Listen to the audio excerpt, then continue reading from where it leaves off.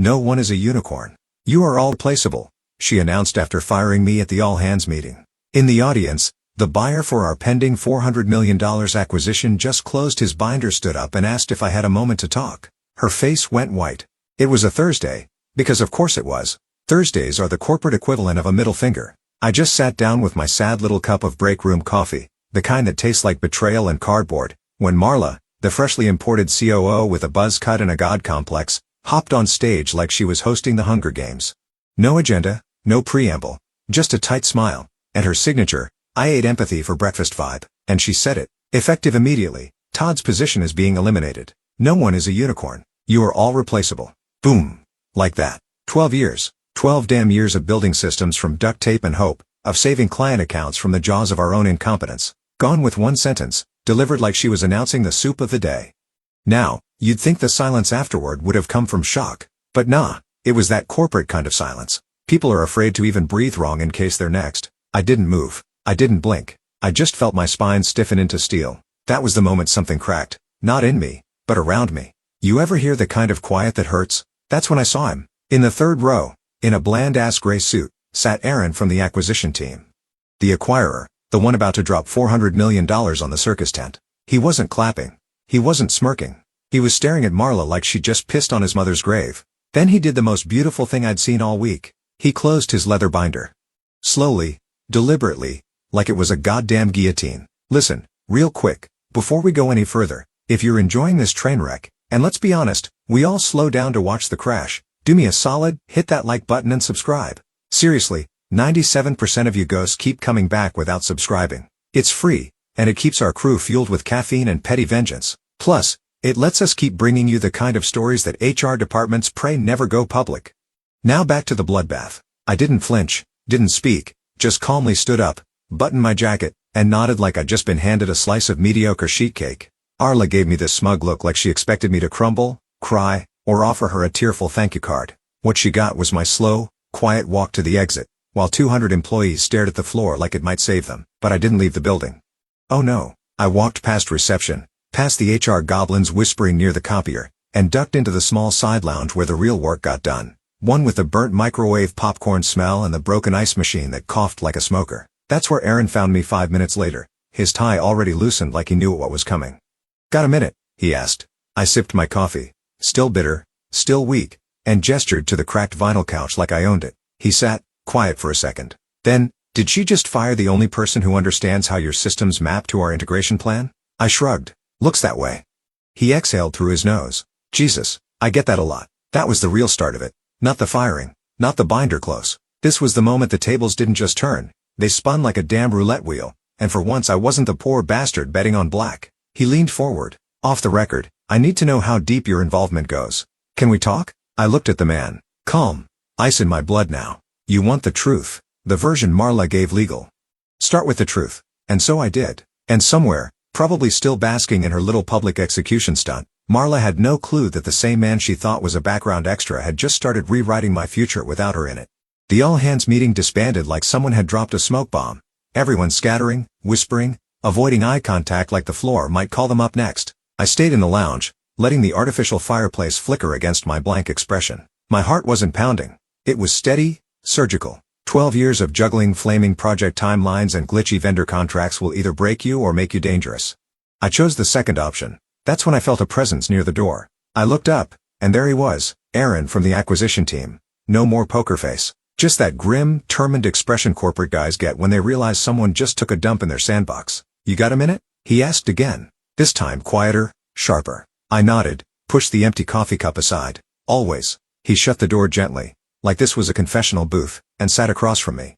No clipboard, no laptop, just two hands steepled together like he was trying to hold the entire company's fate between his thumbs. "I want to level with you," he said. "We're told this was just a meet and greet, but that's not why I'm here." I raised an eyebrow. "No," he shook his head. "I've been quietly auditing your systems, speaking with a few of your major clients, getting a sense of actual operational exposure.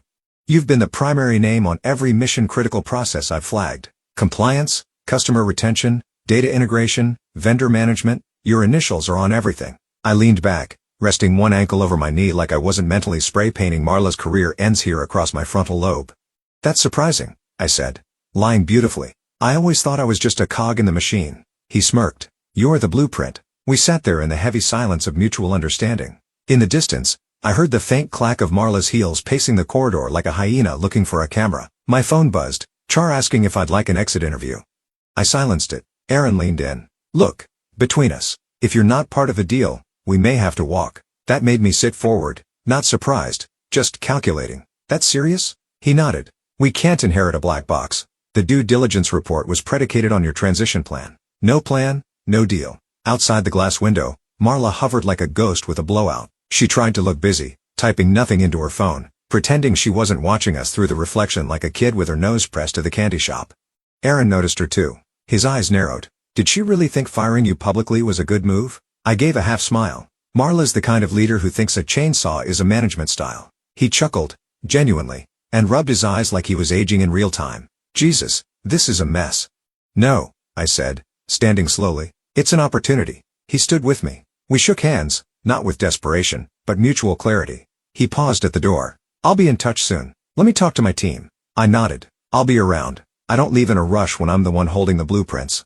He opened the door and walked out just as Marla came strutting down the hall like she'd just gotten off a call with Oprah. She smiled too wide, like someone trying to cover a corpse with glitter. Todd, mind if we chat real quick? Her voice had that manufactured sweetness you only hear from people who sign their emails with cheers and threaten layoffs before Christmas.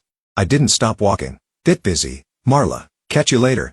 She blinked, gears turning behind her eyes. That smile wavered, just a twitch, like her buttocks flinched. I passed her without looking back, but I could feel her unraveling. Every step I took felt like a thread pulled from the hem of her carefully curated career. She still thought she'd won. She hadn't read the fine print yet. We met the next morning at a little coffee shop 3 blocks from HQ. The kind of place that charges $5 for a drip and has baristas with sleeve tattoos who look like they moonlight as bassists in a Rage Against the Machine cover band. Aaron was already at a corner table, sleeves rolled up, phone face down. Alone told me he was serious. These eminent types usually treat their phones like Roman for drips. Thanks for coming, he said, gesturing to the seat across from him. No problem, I said, setting my coffee down. I'm between careers. He gave a dry chuckle, but it didn't touch his eyes. He was tired, I could tell. Not from jet lag. This was strategic fatigue, the kind that comes from watching $1 million machine get handed over to a toddler with a hacksaw. I want to understand exactly what your responsibilities were, he said, flipping open a small notebook, old school. And I mean specifics. So I laid it out, clean and slow. No embellishment, just facts. I handled the top 5 client accounts personally. Not just check-ins, renewals, escalations, VIP onboarding. They all had my cell number. He nodded, scribbling. I built the data integration framework you're inheriting. API pipelines, migration templates, legacy compatibility. It wasn't plug and play when I got here. It was duct tape and crossed fingers. Another scribble. I also implemented the compliance roadmap for your audit standards. SOC 2, GDPR overlap, internal and FOSIC workflows signed off on the last 2 external audits. I'm listed as the point of contact in the formal documentation your legal team already reviewed. That's when the pen paused midword. He looked up, jaw tight. And how many others have access to these systems? I sipped my coffee. Technically, a few people have view-only dashboards but edit access. Admin-level permissions. Just me. His nostrils flared slightly. So if something broke right now, client workflow, system failure, compliance flag, who could fix it? I tilted my head, feigning thought. I mean, I could text Marla a YouTube tutorial. But short of that, no one. He sat back, silent. His fingers tapped the table for a moment, like he was counting imaginary red flags. Unbelievable, he muttered. And she just fired you. In public. She did. He let out a quiet, exasperated laugh. This isn't just mismanagement. This is lighting the blueprint on fire during the home inspection.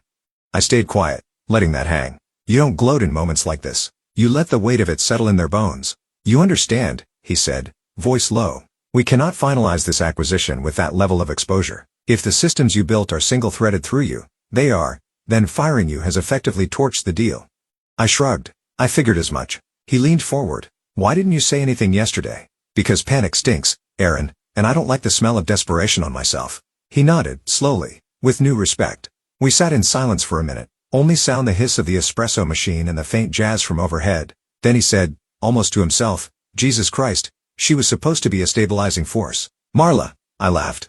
Marla thinks leadership is about proving she's the smartest one in the room. Problem is, she walked into a room where people already built the damn thing. He grinned at that, but his face stayed tight. He was thinking now, really thinking, not just about me, but about the implications. How many client relationships would unravel if I disappeared?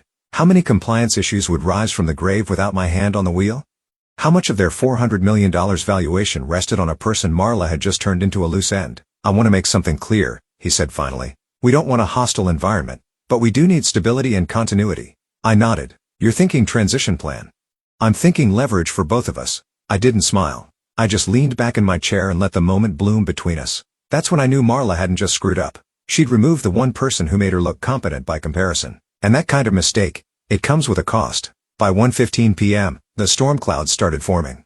Aaron canceled his back-to-back with Marla's department heads. Not rescheduled, canceled. Could practically hear the oxygen get sucked out of the executive floor. I know because I was sitting 2 levels below, sipping on a Fresca from the vending machine like I was watching a slow-motion car wreck through security footage. Around 2:03, my phone buzzed. Marla, mobile. Can we have a quick clarifying conversation? Clarifying conversation. That's HR code for I didn't expect consequences. And now I need you to pretend the knife in your back is a friendly handshake. I stared at the message long enough for my Fresca to go warm. Then I typed back, appreciate the outreach, but I don't believe that's necessary. Read receipt hit instantly.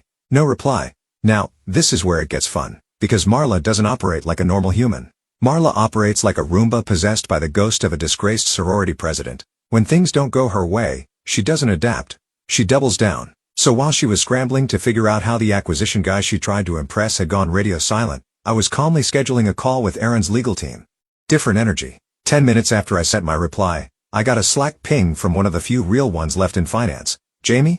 Word is she was banking on that acquisition bonus. Like 6 figures. Deal falls through. She gets silch. I sat back, letting that settle in. That's when the picture snapped into focus. The whole performance during the all hands, the dramatic "you are all replaceable" line wasn't about leadership. It was theater. She needed a show of force to look decisive in front of the acquisition team. Problem was, she fired the lighting guy mid-play, and now the stage was pitch black.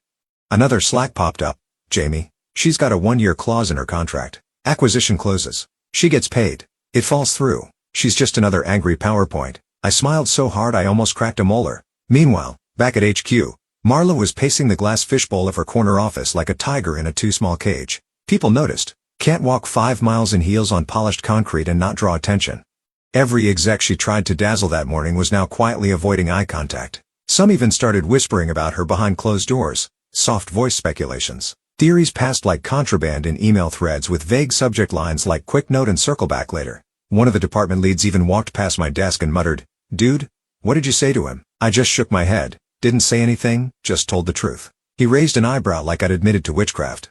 At 4:42, I got another message from Marla, this time via email, subject line, follow-up transition support. I clicked mark as read and moved on. Here's the thing about panic, you can smell it. It seeps into the carpet, into the air vents, to the tone of every desperate message sent from someone who thought they were untouchable until the floor gave way. Marla had spent 2 weeks swinging her new COO title like a mace. She fired people without notice. She bulldozed process reviews. She interrupted department meetings with suggestions that sounded a lot like ultimatums. People put up with it because they thought the end goal, a cushy buyout, and a new parent company would smooth the edges. But now, Bayer wasn't returning her emails. Her executive presence had curdled into silence, and the one person who could explain how the entire system actually worked was ignoring her with the clinical indifference of a cat watching a vacuum cleaner. And the best part? She still thought this was salvageable. She hadn't realized yet, I wasn't her employee anymore. I was her consequence. Dinner was at some overpriced steakhouse downtown, the kind with dim lighting, leather booths, and a wine list longer than most corporate training manuals. I showed up in a plain button-down, no tie, sleeves rolled up. Let the suits play dress up. I'd earned the right to be comfortable. Aaron was already there, flanked by 2 of his team members, one from legal, one from ops. All smiles, handshakes, subtle nods. They weren't just courting me, they were vetting me again, but this time with the understanding that I was the missing puzzle piece, not a replaceable cog. Ordered drinks, bourbon, neat for me, and by the time the appetizers hit the table, the pleasantries were over. Aaron leaned in, voice low. I'm going to level with you. We've reviewed the integration framework. We know the dependencies. And frankly, we can't close without you. I didn't blink. Then don't close. The table went still for half a second, like I dropped a live grenade between the breadbasket and the butter dish. I wasn't bluffing. I just wasn't afraid of silence. Aaron cracked a small smile. That's not where we're headed. What we want is a bridge. He slid a thin folder across the table. Inside, 1 page. Clean, clear, and insulting in its simplicity. Idle consultant agreement term. 6 months rate. $40,000/month location. Remote/flexible scope. Transition support and operational advisory non-compete. Wived reporting to. Director of Operations acquiring company. I looked up. No equity clause. Already vesting, he said. Full acceleration based on your original terms. We've back-channeled with legal. I leaned back, letting the offer breathe. You're not just offering a band-aid, building a parachute. Aaron nodded. We're offering stability for both sides. You get to walk away with cash, clarity, and control. We get a deal that doesn't implode in 6 weeks. I took a sip of bourbon. Let it burn. Would I report to you? He shook his head. You'd report to us until the transition ends. After that, you're free. We don't expect more. The woman from legal chimed in. You'll have full authority to delegate tasks, define the timeline, and work asynchronously. Think of it as paid detachment. I stared at the paper. 40 grand a month. Remote. No hours. No Marla. You'd think I'd jump at it. But that's the thing about desperation. You don't show it when it's finally your turn to win. I tapped the paper with one finger. I want written guarantees of autonomy. I'm not logging into a single Slack channel where Marla exists. And I want full discretion on how knowledge transfer occurs. Aaron nodded. Done. I want my severance honored in full. The original package. No funny business. Ops guy scribbled something on a notepad. That's already in motion. We're wiring it ourselves. You'll have it before Monday. I looked around the table. 3 people staring at me. Not like I was a risk, but a requirement. And for the first time since the ambush at that all-hands meeting, I felt it settle in my chest. Not rage, not revenge.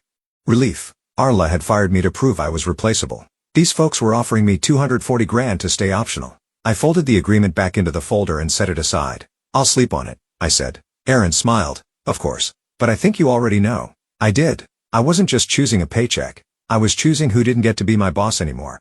It didn't take long for Marla to catch wind at the dinner. Word travels fast in offices where every wall's made of glass and paranoia is piped through the vents like lemon-scented air freshener. By mid-morning the next day, she was rattling around the C-suite like a blender full of screws. I was in the conference room on 12, casually reviewing a second draft of the consultant contract with one of the buyer's lawyers. This time, it added a clause explicitly preventing Marla from contacting me at all during the transition unless I initiated. It was written in legalese, sure, but the subtext was basically, you don't get to speak to him without his permission, ever. I was halfway through my second cup of coffee when the door opened like someone had kicked it. Marla, she came in fast, lips pressed thin, eyes already at a boil. No knock, no good morning. A storm cloud energy and $700 shoes that clicked like a countdown. Why are you meeting with our buyer's legal team without my approval? She snapped. I didn't even look up right away. Made a show of finishing my note in the margin. Then I folded the page neatly, set the pen down, and gave her a calm little half smile. Because I'm not your employee. That shut her up for half a second. Blinked like someone had just smacked her with a rolled-up NDA. Then, this is a violation of protocol. Of your protocol, I corrected.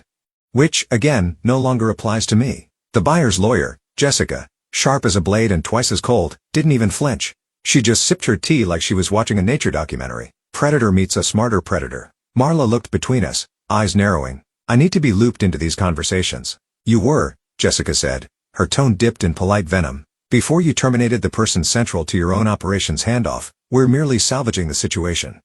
Marla turned her fury back on me, but there was something new in her expression now. It wasn't just anger. It was panic under a thin coat of control. She'd miscalculated, fired the wrong chess piece. Now she was scrambling to pretend the queen hadn't just walked off the board with her own game. Don't get to go around me, she hissed.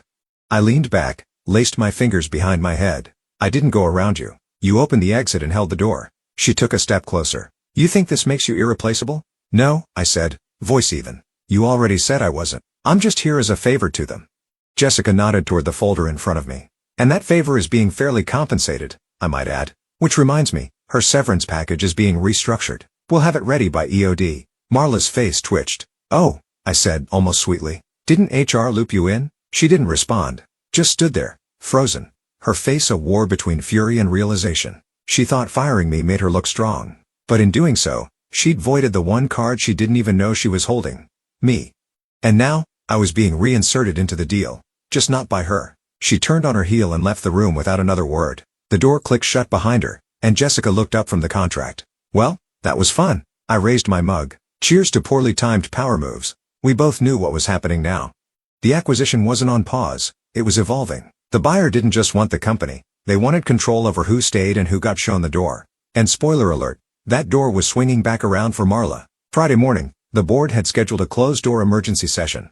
Not a team sync or a Q3 pulse check. This was DEFCON 1 but with pastries. You could tell it was serious because they brought an external counsel. And they weren't using the good conference room on 14. They took the war room on 22, the one with the blackout blinds and the locked mini-fridge.